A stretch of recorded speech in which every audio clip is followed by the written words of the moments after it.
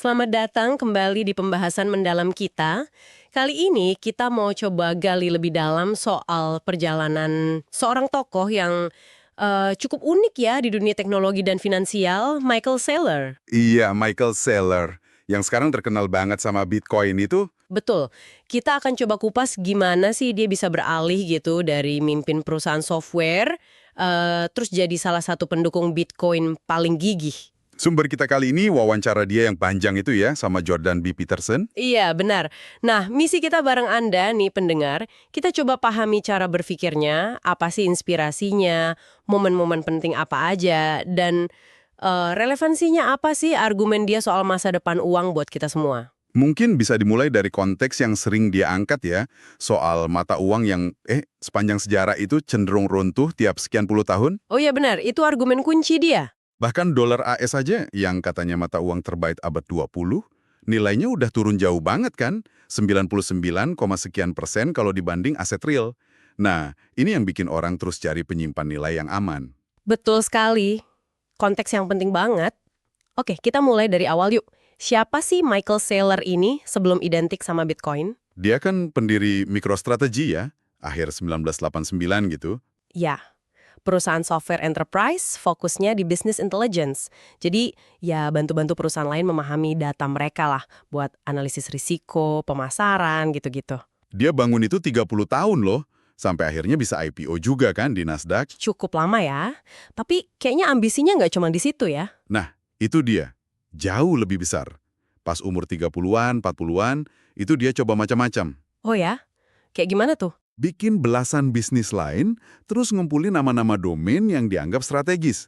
Kayak angel.com, alarm.com, voice.com, hope.com. Wah, banyak juga ya. Hasilnya gimana? Ada yang sukses, kayak alarm.com itu jadi perusahaan publik miliaran dolar, voice.com juga laku dijual puluhan juta dolar, tapi ya banyak juga yang gagal. Termasuk ide yang dia suka banget gitu. Iya, justru beberapa yang paling dia suka malah gagal. Jadi polanya menarik sih. Bisnis utamanya sukses banget, ada 1-2 yang lumayan lah, sisanya gagal total. Kegagalan itu jadi pelajaran penting kayaknya ya buat dia. Kelihatannya gitu.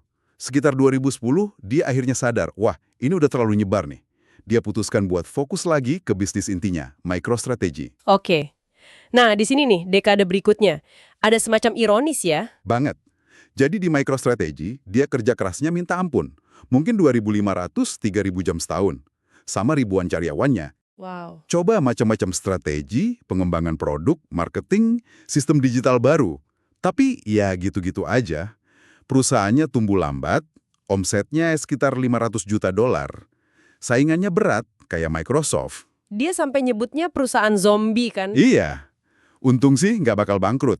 Tapi ya nggak menarik buat investor karena nggak tumbuh pesat. Gitu. Sementara itu, nah ini dia ironinya, di sisi investasi pribadinya gimana? Nah, itu beda cerita banget.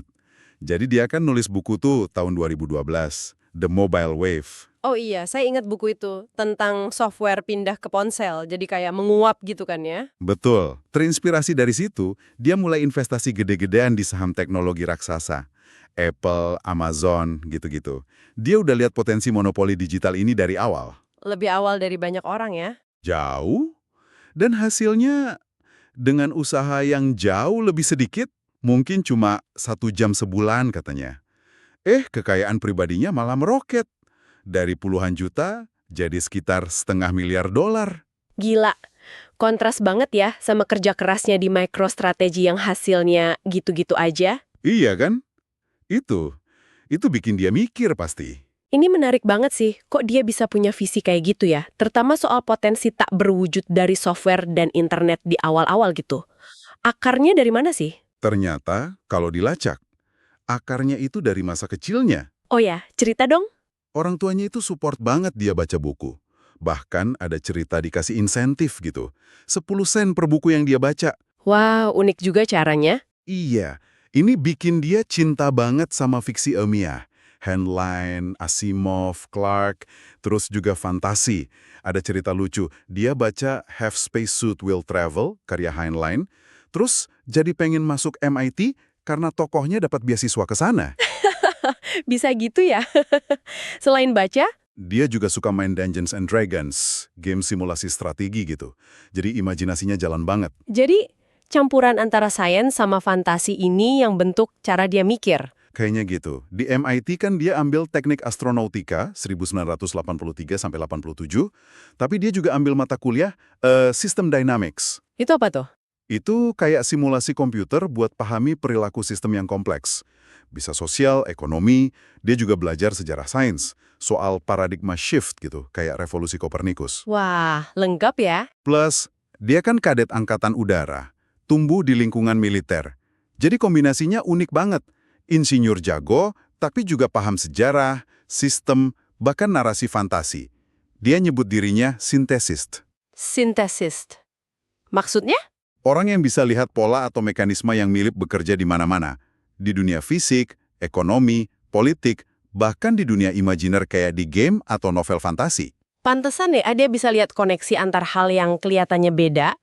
Terus, soal fantasi tadi, itu nyambungnya kemana? Katanya dia beli domain gara-gara itu. Nah, iya. Di cerita fantasi kan, sering ada konsep kalau tahu nama sejati sesuatu, itu bisa ngasih kekuatan.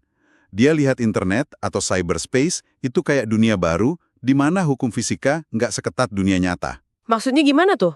Di dunia maya, kamu bisa merapal mantra, bikin realitas baru pakai kode, pakai kata-kata. Dia kasih contoh cermin ajaib di dongeng, sekarang jadi nyata kan, lewat Zoom atau AI generatif. Oh iya, masuk akal.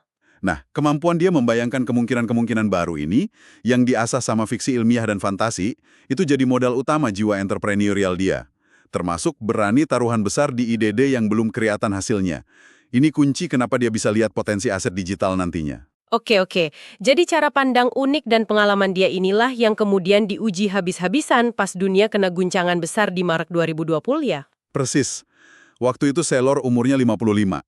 Dia ngerasa MicroStrategy udah mentok. Terus dia sendiri kayak ada kegelisahan gitu, pengen bikin sesuatu yang lebih gede dampaknya. Mungkin pengaruh ibunya yang percaya banget sama dia, atau etos kerja dari ayahnya yang sarjan AU. Dan fiksi ilmiah Ayn Rand itu juga berpengaruh kan soal kemandirian, cari frontier baru. Betul.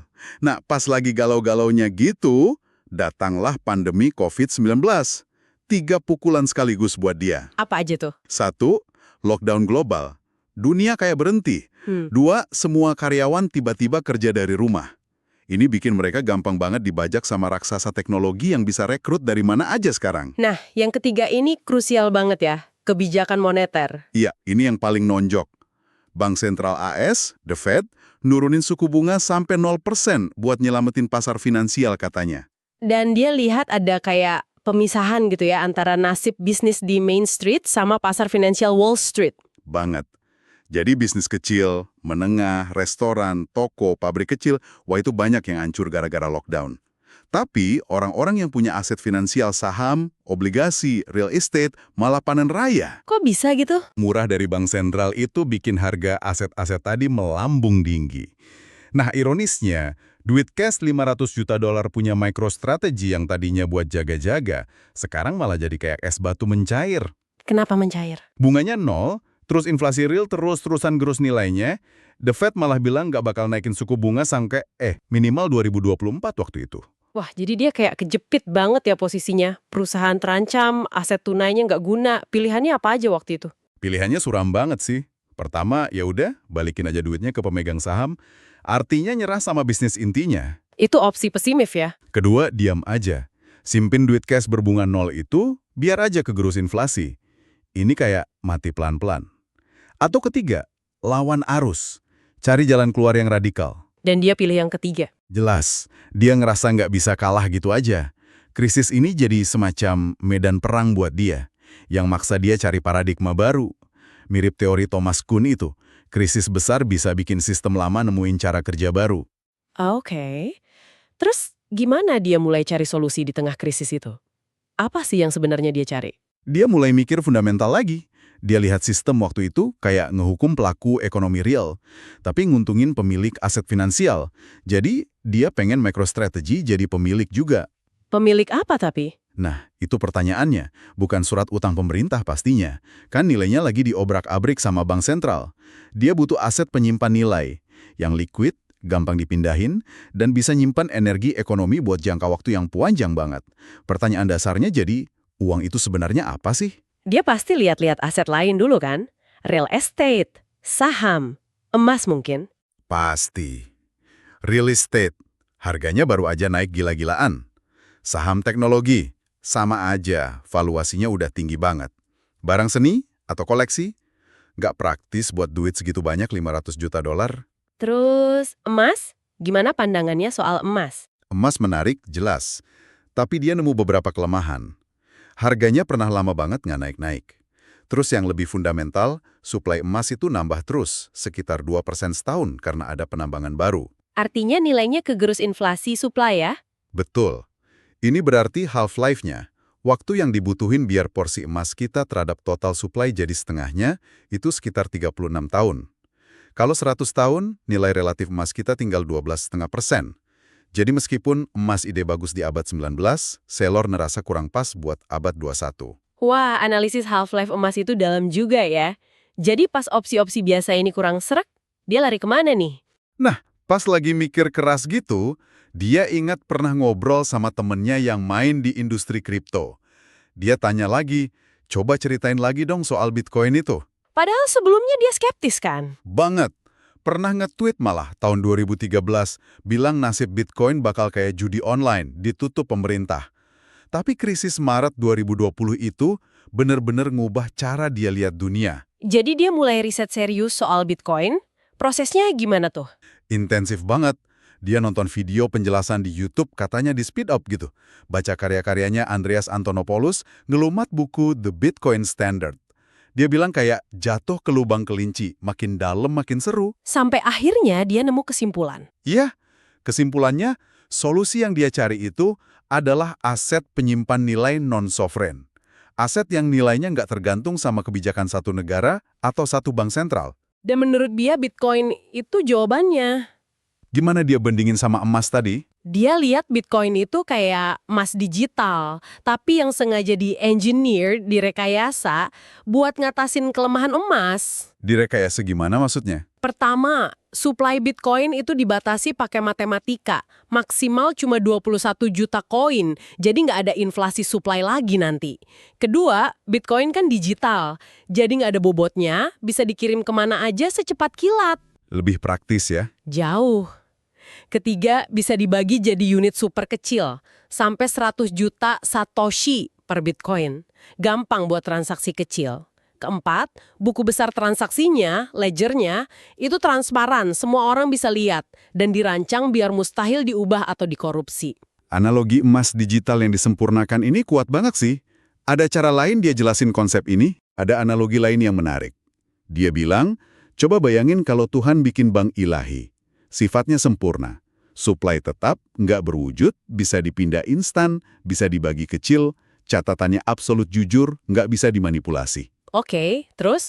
Pasti orang-orang di negara yang mata uangnya ancul terus, kayak Argentina, Turki, atau bahkan Roma zaman dulu, bakal milih nyimpen hartanya di sana kan?